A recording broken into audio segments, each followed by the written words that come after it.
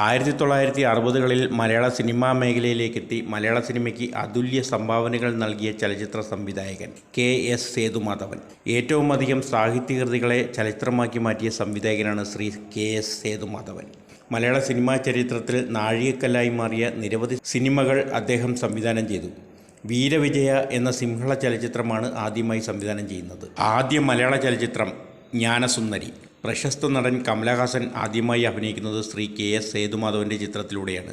കണ്ണും കരളും എന്ന ചിത്രത്തിൽ ബാലതാരമായാണ് കമലഹാസൻ അഭിനയിച്ചത്. കമലഹാസൻ ആദ്യമായി നായകനാകുന്നതും ശ്രീ സേതുമാധവൻ സംവിധാനം ചെയ്ത ചിത്രത്തിലൂടെയാണ്.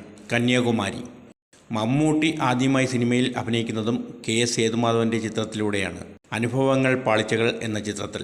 കന്യാകുമാരി എന്ന ചിത്രത്തിലൂടെ ജഗതി ശ്രീകുമാറും ആദ്യമായി അഭിനയ രംഗത്തേക്കെത്തി. കെ.എസ്. സേതുമാധവൻ സംവിധാനം ചെയ്ത ഓടയിൽ നിന്നും എന്ന ചിത്രത്തിലൂടെ ബാലതാരമായി സുരേഷ് ഗോപിയും ക്യാമറയ്ക്ക് മുന്നിലേക്കെത്തി. വിവിധ ഭാഷകളിലായി 65ഓളം ചലച്ചിത്രങ്ങൾ അദ്ദേഹം സംവിധാനം ചെയ്തു. 1991 പുറത്തിറങ്ങിയ വേനൽക്കിനാവുകൾ ആയിരുന്നു അവസാന ചിത്രം. 2021 ഡിസംബർ 4 ശ്രീ കെ.എസ്. സേതുമാധവൻ അന്തരിച്ചു.